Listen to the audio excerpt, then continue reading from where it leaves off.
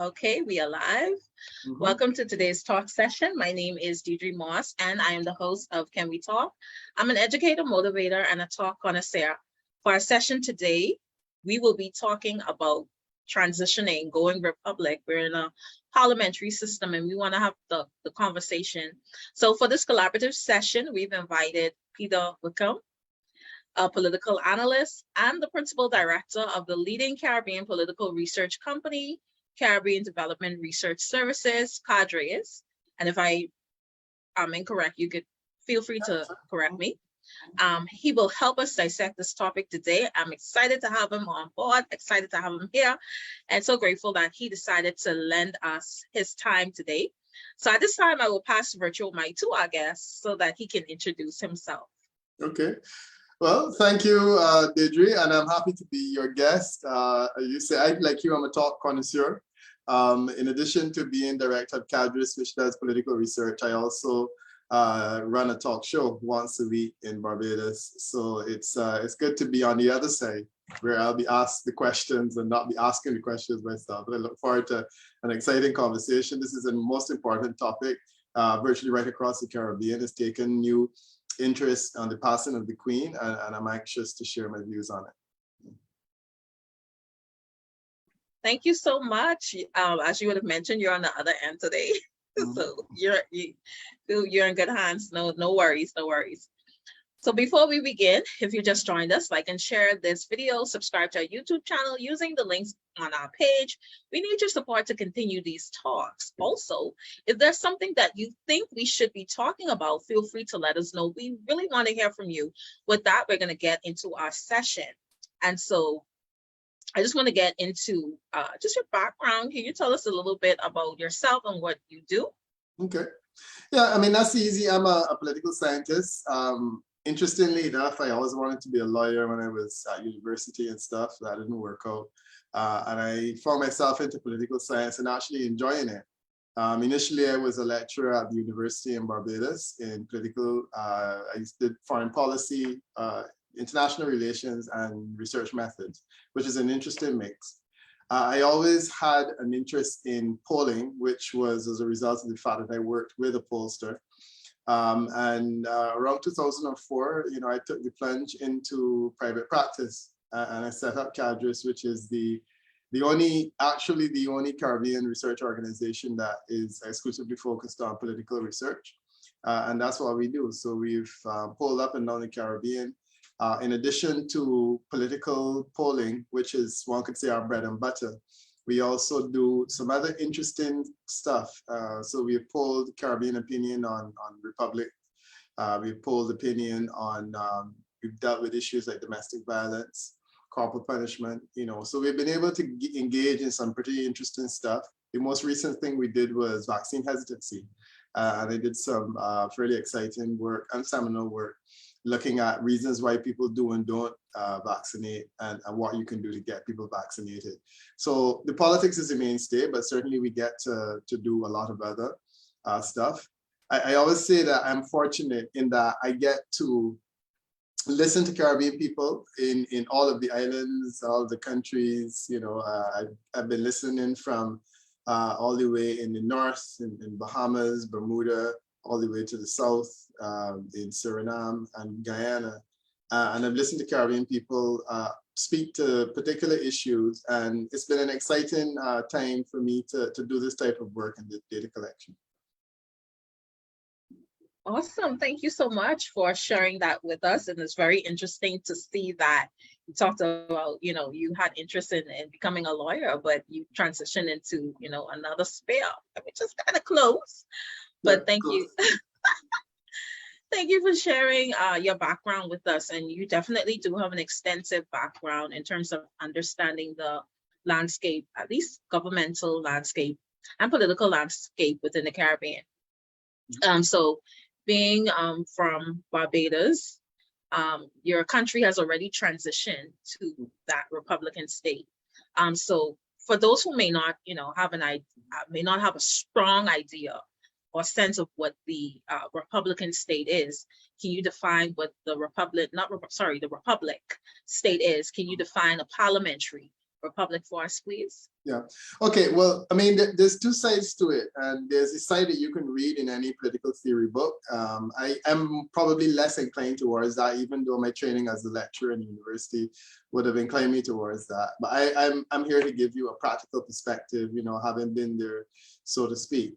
And that's what I find a bit more interesting. So the idea of a parliamentary republic is ultimately a republic in which power is vested in Parliament. We are, for all intents and purposes, all parliamentary republics. There was a professor called McIntosh, now of loving memory. Professor McIntosh made the point that across the Caribbean, we were all parliamentary republics, because ultimately a republic is defined as the location of power. So a parliamentary republic is a system of government in which power rests in Parliament, ultimately. And that's what happens. The idea of a monarchy suggests that power rests with the monarch, and that you borrow or take power from the monarch from time to time, or she vests power in a prime minister and government, as in the case of the United Kingdom. The reality, however, is that the United Kingdom is, for all intents and purposes, a parliamentary republic, because power actually does vest in Parliament. That's a technical definition, but I can tell you the practical reality is very close to what Professor McIntosh was saying, that we're all parliamentary republics. In all of our countries, power rests with Parliament. The Prime Minister, the government, the executive, they all sit in Parliament. And you can say that once you take the power from Parliament, people are elected there too, and the power flows from Parliament, then we're all, for all intents and purposes, parliamentary republics. So having said all of that, a republic, a formal republic, means very little in a tangible sense. So for any of us to transition, we will not really know the difference between the two. And as we get into the conversation, there are a couple of functional issues that will change. But for all intents and purposes, you probably will not wake up and feel any different the day after you become a republic. And I know that this is a conversation in I know you broadcast regionally, but ultimately your focus is centered. And I think that it is the same conversation. And if you guys do move in that direction, you will ultimately not notice a huge difference immediately after becoming a republic. Thank you for explaining that and breaking that down a little bit. I just want to jump to our comments quickly. 1 sec, let me just pull these comments.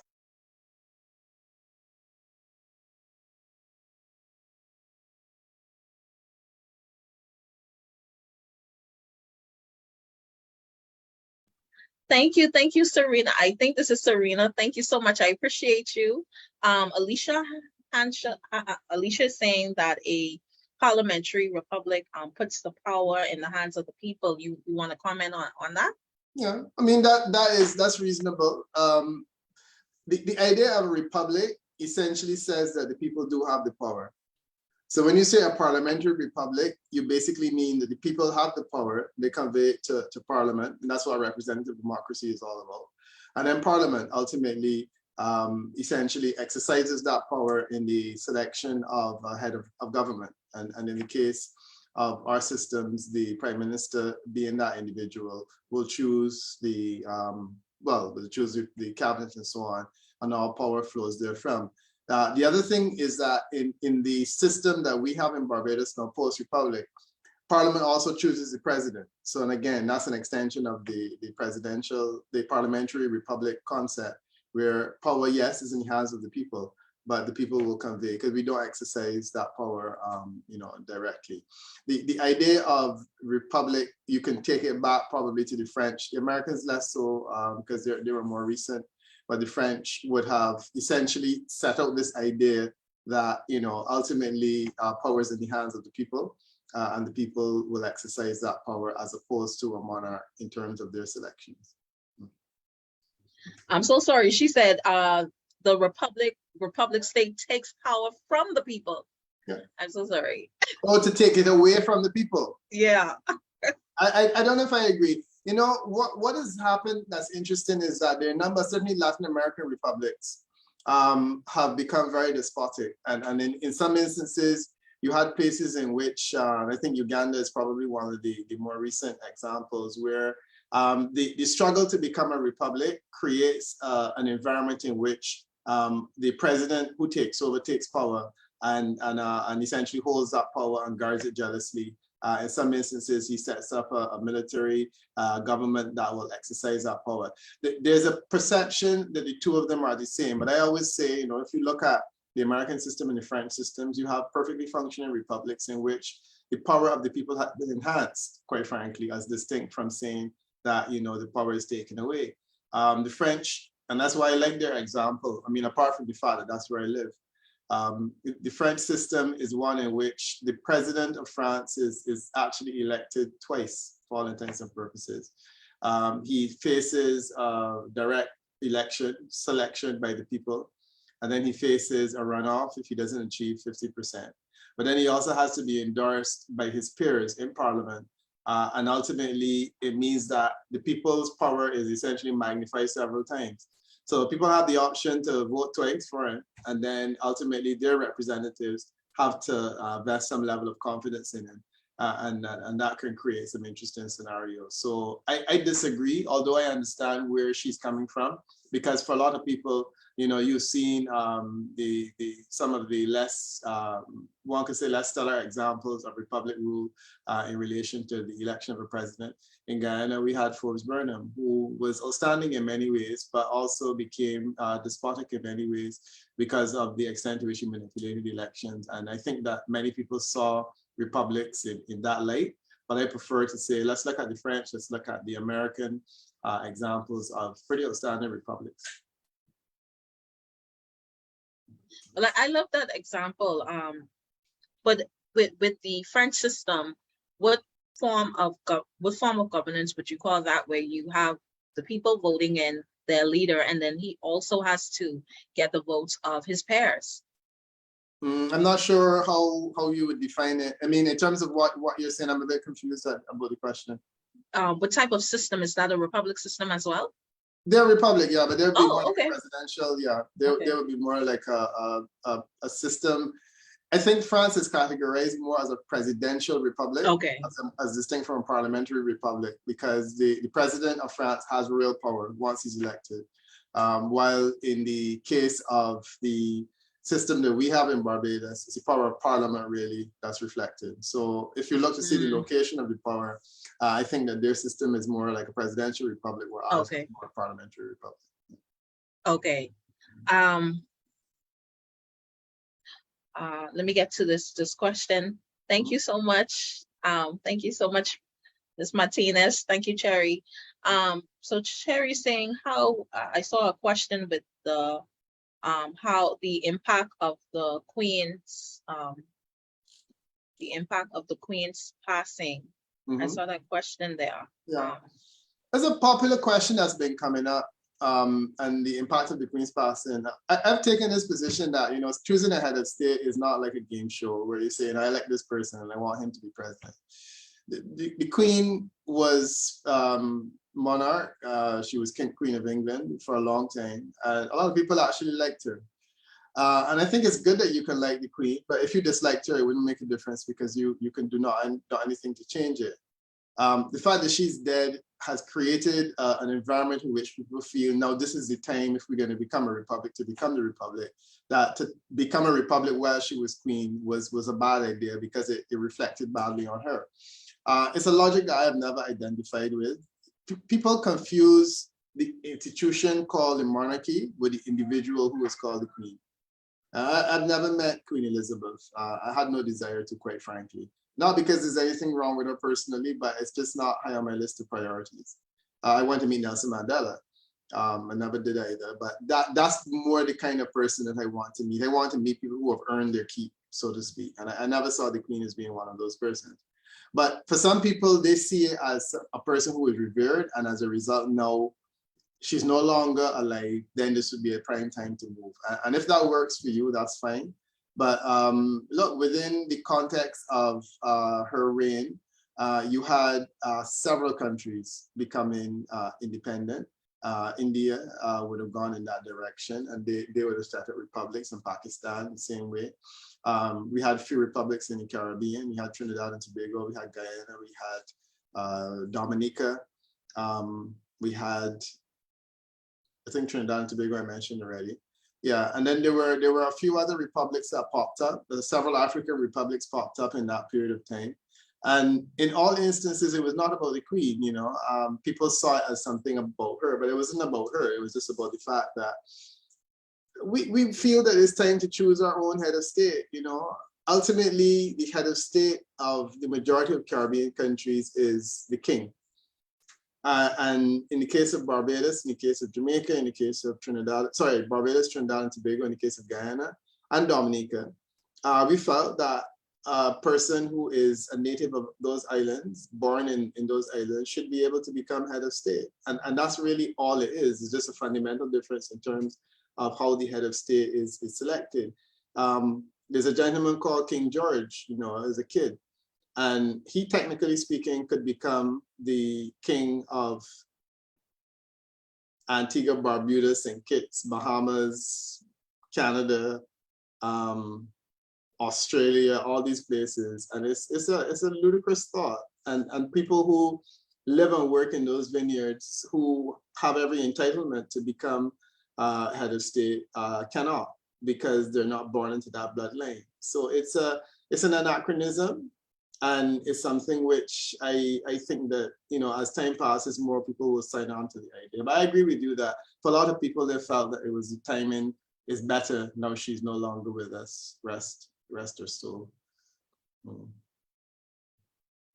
Definitely. Thank you for sharing that. That definitely has been a question that people have been asking recently. And I, as you would have, you know, spoken about that, as it pertains to the Bahamas, from what you observe within the Bahamian landscape, do you think that the Bahamas is ready to become a republic, in your opinion? I know you talk about we do have some semblance of being a parliamentary republic, but in terms of making that choice.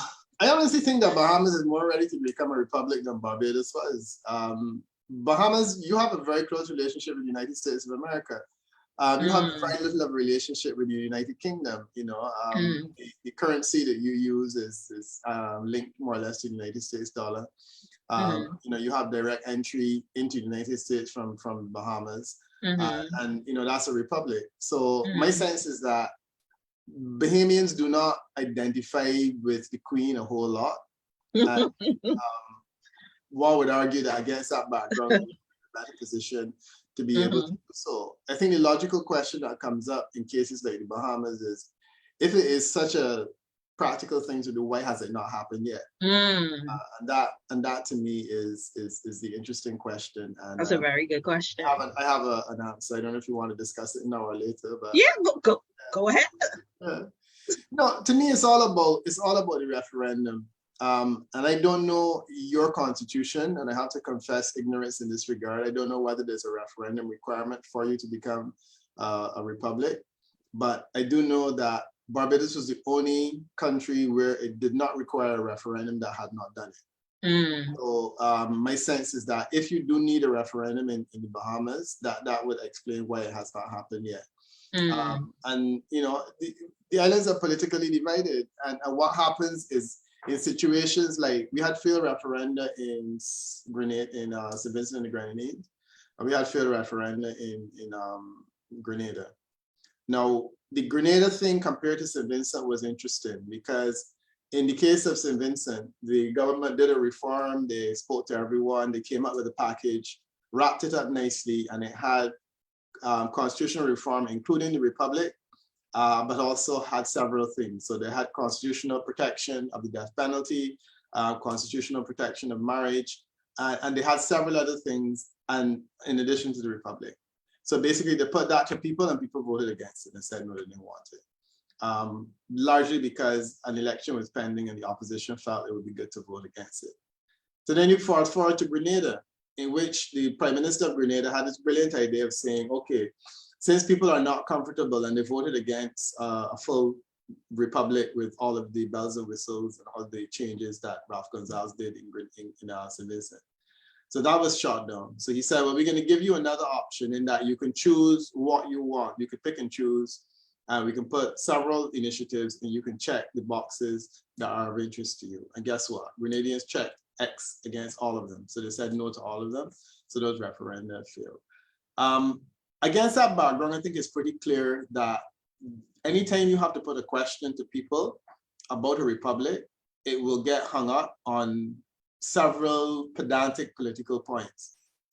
So in the case of Barbados, there was agreement that we should all become a republic, but the opposition opposed it. And the opposition indicated that they were opposing it because they didn't like the type of republic that we were becoming. They didn't like the fact that we were becoming a republic and there were no fundamental changes being made. But then in the case of St. Vincent, when fundamental changes were proposed, they voted against that because they didn't like the nature of the fundamental changes. So one of the things with our president is that she is selected by an electoral college, and she has 2 terms maximum of 4 years. It cuts across the parliamentary schedule, which means that you will probably not have a president being changed at each point in time, and there's a process for her removal and so on. The opposition opposed that. The opposition, or the leader of the opposition party at that point in time, said that was a bad idea because it subjects the selection of the president to 2 frequent choices. Do you want something longer? If, however, you had said, okay, let's give the person the job for 10 years, people would have said, but you can't entrench somebody in that position for 10 years. And I think that's what's going to happen in the Bahamas. So whenever you decide, you will have people saying, look, they want, they are comfortable with a different kind of system. So if you say 4 years, somebody's going to say 5. If you say 5, someone's going to say 4. And you will go around and around in circles. And then the question of who becomes president is the next thing. In our case, we took the person who was there and said, you will continue to hold that job. But in the case of the Bahamas, you may not want your governor general to become president. And then people are going to say, well, maybe Deirdre Moss should be president. And then someone will say, no, I don't like Deirdre Moss because she tends to wear blue dresses and they prefer someone who wears white dresses. It becomes a very silly kind of pedantic argument. And for those reasons, sadly, we're not going to get too far along in the conversation.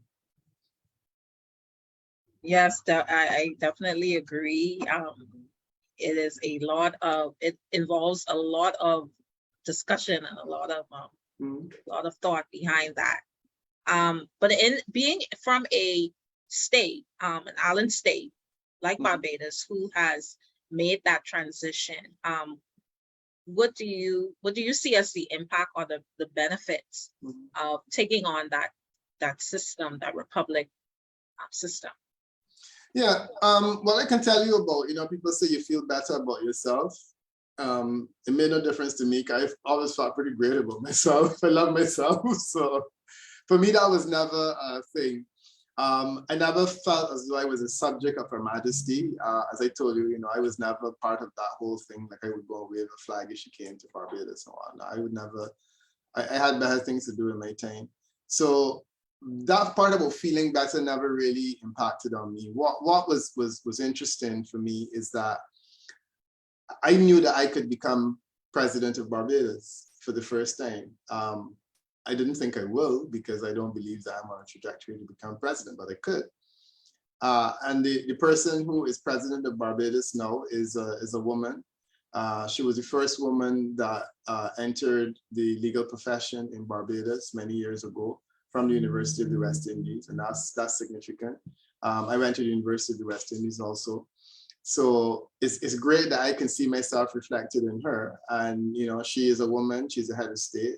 She's a woman of color.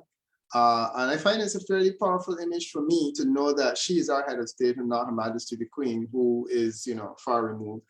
And it's interesting that our head of state had a very ordinary upbringing. She had a child out of wedlock. She came from a relatively humble family, and she worked hard and got her education. And she knows what it's like to raise children and to struggle with those kinds of issues. She was a lawyer and then became a judge. But along the way, she was normal in a way that Queen Elizabeth never was. I went to a party during our last festival and our president was there. She was dancing and I was like, this is really cool, our head of state is dancing to calypso and having a beverage and things that I would never see the Queen doing. And I could go and say hello and I could hug her. I can't touch the Queen. Those are the things I think that are significant. But then there's some political considerations too, which popped up that I also like. And the first is that you now have the ability to regularly change that person. And that person essentially is given a job which they hold for a limited period of time. So there's no idea of having a person in that position for an extended period of time. Previously, and I think the case in the Bahamas is like that, where the Governor General is selected and then they either die or alternatively the Prime Minister identifies someone else and Buckingham Palace will of course agree because they're not going to disagree. Your de facto head of state, which is your Governor General, is then there until such time as he's removed, or whenever he's removed or she's removed, it becomes a political process that's a bit messy. The more important thing is that one person will make that decision. So the Prime Minister can wake up tomorrow and he can just decide he's going to call Buckingham Palace and make someone else Governor General. And you know what, if he wakes up on Monday and he has a different idea, he can call Buckingham Palace back and say, I want to put somebody else. You can change, Governors General like you change underwear if you wanted to in the Caribbean.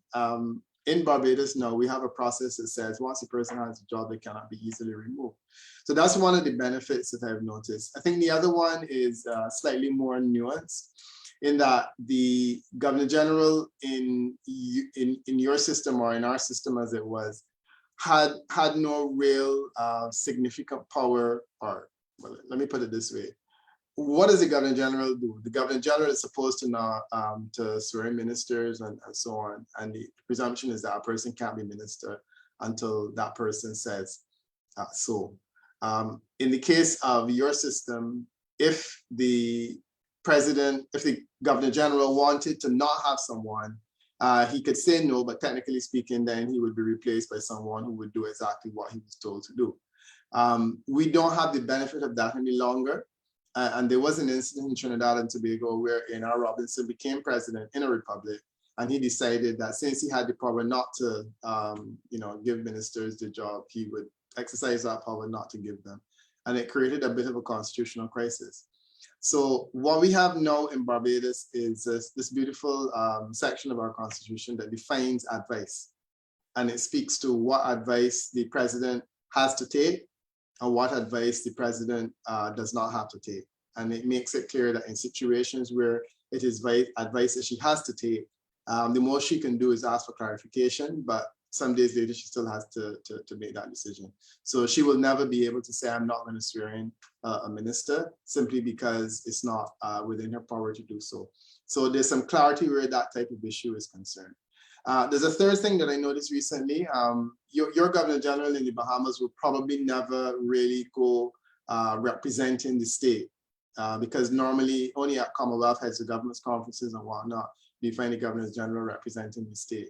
Our Prime Minister now has been on official visits to one African country, and it was quite impressive because as president of a republic, she's entitled to do so. But technically speaking, the head of head of government, head of state of the Bahamas is the Queen or the King. No, and the King is not going to be doing official business and so on. So those are three of the points that I thought were interesting. Sorry to be so long-winded, but those were the three things which to me made it different, other than the fact that, yeah, you generally feel better. Oh, and then you don't swear an allegiance to Her Majesty, her heirs and successors. Well, in your case now, you would swear an allegiance to the King, his heirs and successors. That will now change within the oath of allegiance in the case of the Bahamas. Thank you for raising those salient points. One thing that stood out to me as you spoke about your country, as you spoke about Barbados, is the role that President has played in that she is the first for a lot of things. And so, it is a good thing to, especially for women of color, to see that you have an opportunity to assume those roles. In my country, we haven't seen that yet. We've not seen a female prime ministers yet. I don't know when we're going to get to that point. Had a female governor general, though. Yeah. You did, yeah. Yeah, we have not had a prime minister. Well, So all in time. But it's definitely a good figure to see within the Caribbean, within the state, the Caribbean region, to see her assume that role. And as you would have mentioned, coming from what you would have called a ordinary background, not coming from, being able to work her way within that system through hard work. And so I just want to thank you for mentioning that. And I think that's very impactful for any woman to see that she can aspire to be to that level. Because I know sometimes we're often told women are too emotional. We can't occupy that space. So you would say that. I can tell you that since we've had this sea change in Barbados, quite a few people have also said, well, you see what happens? They're emotional. So, yeah. The other thing too, Deidre, is that, not to take you off track too much, but I'm so proud of how we've been doing where women are concerned. We have our prime minister is a woman, our deputy prime minister is a woman. We have a large representation of women in the cabinet. We had a foreign affairs minister as a woman for years, minister of finance. The junior minister of finance recently was also a woman. We've had female attorneys general, that's relatively standard. But we have a president that's a woman. Our director of public prosecutions is a woman. Postmaster general is a woman. We have the commissioner of police is a man, for now. One assumes that will be, and the head of the fire service is also a man. But we have, I think, 1 or 2 assistant commissioners of police that are women. Wow. Okay. But yeah, we have, as I said, Postmaster General was the most recent woman that was promoted. And it's really quite significant that we now have women in all of these roles. The president of the Bar Association is a woman. Wow. Yeah, I can tell you the men who are uncomfortable with that are not, they're not the happiest right now. But I'm proud. I mean, I love when, we can boast of doing so well in terms of women's leadership, to the point now where it's clearly not an issue any longer. I guess the police force will get their first woman, and then within the army, that's also an area where women are underrepresented. Fire service, similarly. But awesome. Yeah, we're getting there. Good stuff. To see that we are creating the environment for everyone to have an opportunity to ascend to those roles. So I'm definitely, glad to hear that. And to see your country represented so well, and your president represent so well. And so process, can you take us through the process? A question, can you take us through the process to obtain, but you spoke about that earlier, you talked about if that is the case, we may have to go through a referendum, but I don't know if you want to share any more of transitioning. Go ahead. I mean, there's two processes. One is without the referendum, and there you normally would need a vote of 2/3 of persons in your parliament to agree. If you are fortunate, and I think you are fortunate in the Bahamas now to have government has a 2/3 majority, so they would just need the political will. In some of the islands, you need a 2/3 majority vote. You have that, but then you would also need to have the support of the majority of people in a referendum that says yes, we will become a republic, and that's where the challenge lies. But the more important thing is the mechanics of it, because it will take a while to refine the constitution to accommodate the idea of the president or the governor general converting his or her powers into that of a president. And that's something that requires a bit of technical definition. We took the minimalist approach in Barbados in that we said, what is the least that we can do to make the governor general the president? We followed the Trinidad and Tobago model with a few slight adaptations, and we went in that direction. Dominica did a similar thing, but they choose their president somewhat differently. In the case of Dominica, their president is closer to the governor general in terms of the prime minister being able to make that decision, while we go with parliament in that way. So yeah, and that's the process. And once you can do that, it's really very simple. The challenge is that it becomes political. And once people have to see it politically, the question is what will the person who becomes, the first prime minister or the first president, what does it do for them politically? And that therein lies the challenge, because the father of the Bahamas, right now is the father of independence, is considered the father of Bahamians, the political father. If, however, you become a republic, then that person will become also a political parent.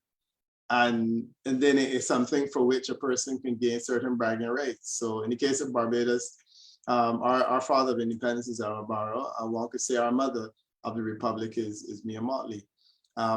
Most times you do not want your opponent to be able to claim that space. So I think in the case of Bahamas, whoever is in opposition will want to deprive the government of the opportunity to claim that space. And I think that is one of the political challenges that you will face, not because there's anything wrong with it, but because, as I said, it's just convenient to say no. Thank you for sharing that. And we're coming close to the end of our session.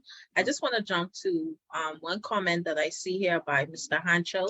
I believe that you did mention some of these countries, but he's asking to list 5 countries with Republican system of governance, with a surplus economy versus a deficit.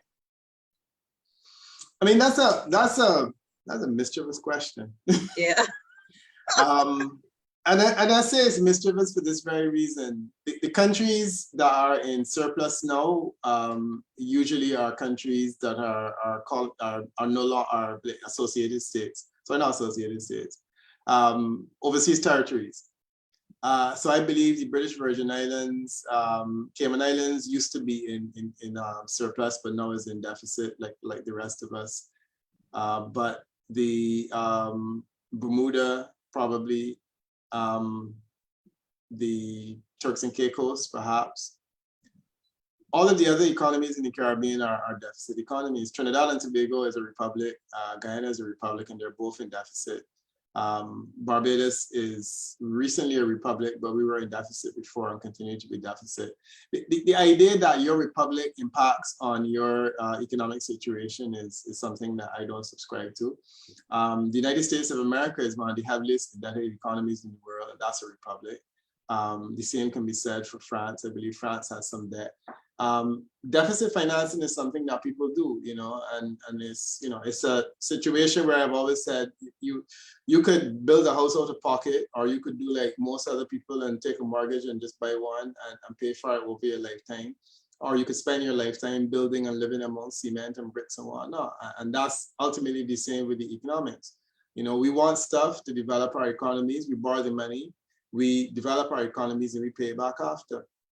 It has nothing to do with us becoming a republic. So I don't know that Bahamas is going to be any less or more indebted if it becomes a republic. I suspect that you guys have some debt already, and becoming a republic will not change it. But the republics in Latin America have created a very bad reputation. The so-called banana republics, and I won't identify any of them by name, have created this impression that there's something economically negative about becoming a republic.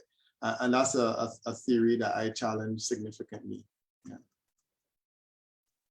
Thank you so much for answering that question. So I know that you're a busy man. We're coming to the end of our session, so I want us to talk about take us to our fast talk segment. So you have about 60 seconds to get to each of these questions. Sure. So I just want to ask you, do you think that this is an appropriate time for the Bahamas to consider to transition to a republic state? Anytime is an appropriate time to become a republic. Next question. That was good. Yeah. Good time again. Yeah. So what can the Bahamas do to move us closer to becoming a republic? And you already answered that, but go ahead. Well, I would say that more people like you need to talk about it. I think young people like yourself have to drive the conversation and essentially put politicians in a situation where they don't see a risk associated with going in that direction. So I would say the power is in your hands as people, and you need to essentially make it an attractive talking point for the political class. What do you think would be the impact? What would you think would be the impact for the Bahamas transitioning to a republic state?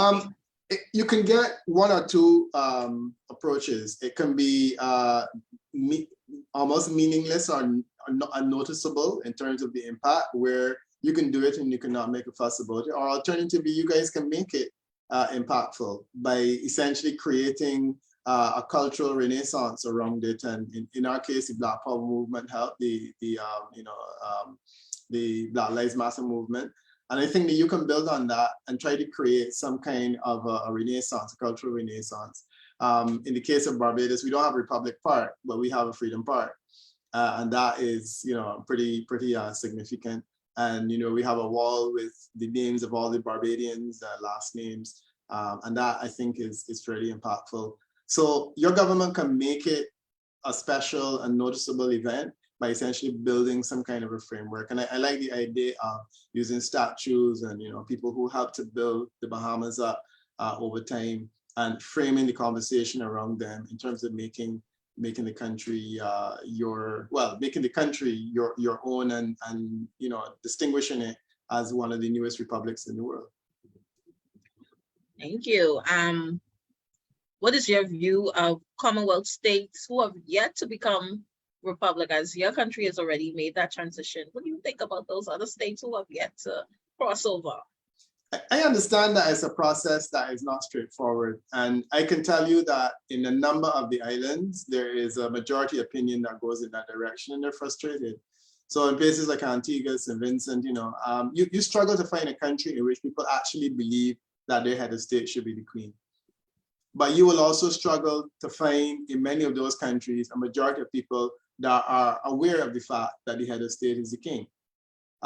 Most people believe the head of state is the governor general, but the reality is that that person isn't. Once people understand that, I think they become more interested in changing. So that would be my answer. That it's really about getting a majority of people. Okay, back in.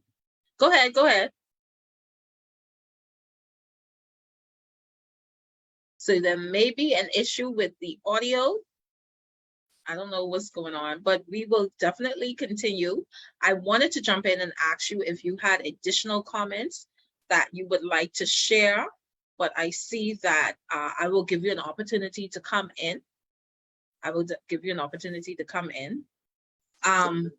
think we have some. Yeah, just a minor problem. Sorry about that. Yeah, that's okay. You can go ahead and continue.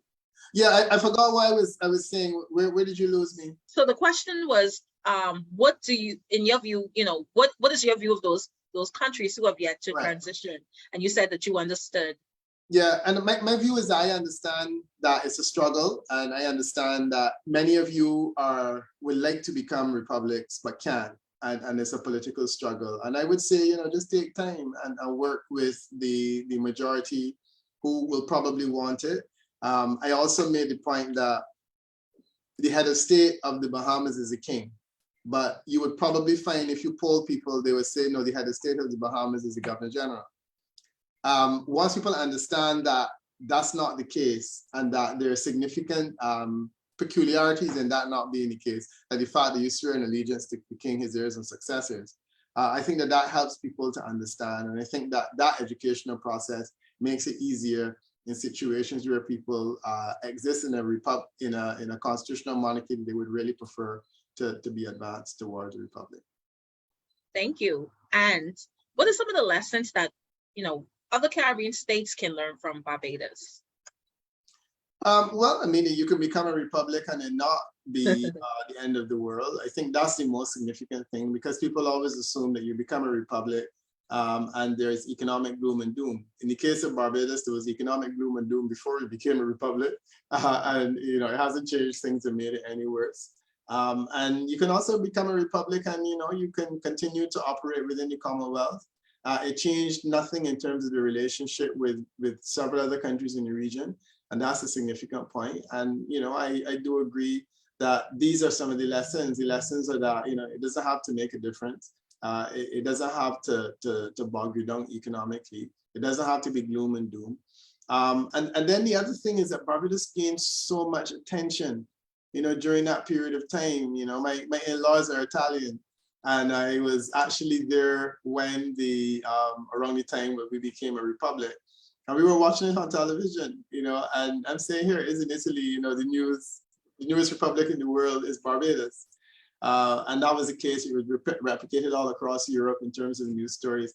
The Bahamas is easily, as popular and can be. And I think that whoever becomes the next new republic is going to create a buzz. And you can take advantage of that buzz because you're in the tourism business, so it's all about marketing. And you can get people to pay attention, to what's going on there. Excellent points. Very, very salient points. Hope that we take note. We are in business to get these things done. And so I wanted to ask you if there's any additional comments you would like to add before we close out, if you would like to share your page or share anything. Any last words you would like to add before we end our session? No, I think the most important experience for me in terms of this whole Republic debate is the reality and the perception. And I've been fascinated because I've followed the thing as a pollster. I followed the process as a pollster in St. Vincent and the Grenadines and in Grenada. And I've been pretty turned off by it, quite frankly, and the fact that it failed in both instances. The fact that we had it in Barbados and we didn't have a referendum and it was successful, but we had a conversation in the debate. It demonstrated how hugely misinformed Caribbean people are about several things. Namely, the fact that we didn't understand that the king or the queen was our head of state, and we didn't understand what it meant. And I think that it provides us a huge opportunity to engage in public discourse. For me, one of the other important points was the fact that it gave us the opportunity to visit certain aspects of our constitutional arrangement, like the fact that we have a head of state who has no power, but yet still can determine whether or not they would want to give a minister a ministerial position based on advice, or whether they would want to take the advice to make a person a minister. We've used the opportunity to rectify that. So that for me has been interesting, and now we are in a process of looking at the whole constitutional relationship again. And I think it will help us to redefine it and to make some significant changes in that regard. And it's an exciting process. I mean, outside of that, I've been lucky in the sense that I've had the opportunity to visit all of the Caribbean islands virtually, and to be able to visit with people from the different Caribbean islands, and to discover that in the final analysis, we all want the same thing. We're all tourism dependent. We are all very vulnerable to hurricanes and natural disasters, and that's something that you guys know better than most. So we all have similar struggles. We're all dealing with migration and immigration. And of course, in the case of the Bahamas, it's through the roof. And you are, I guess, a lot more exposed in that Barbados is contained in one island, and Bahamas has hundreds of islands all over the place, and people moving around.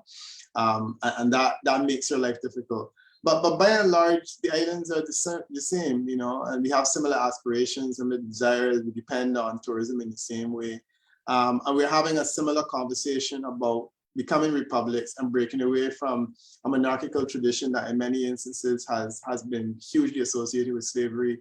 And we're anxious to get free of that. So those conversations have been pretty interesting, and they're regional conversations, So anytime I'm in the Bahamas and you strike up a conversation, with people about becoming a republic or what it means and whatnot, it's a conversation that I can hear the same things, in all the islands, and they say like, why should we do it? Does it make a difference? And it's the same kind of conversation that we have going. One of the other things I wanted to mention was the Grenada situation, because many people say there is a benefit to being part of the British Empire, because it means that they're always there to save you. And I always say to people, Grenada had a revolution and a coup, and they were saved by the Americans. So there you go. That's another fallacy of the whole thing. So Deirdre, sorry that I've talked so much. I taken up probably longer than 60 seconds in your thing. No, that is absolutely fine. Because you shared a lot of insight that, and these are the things that we need to talk about.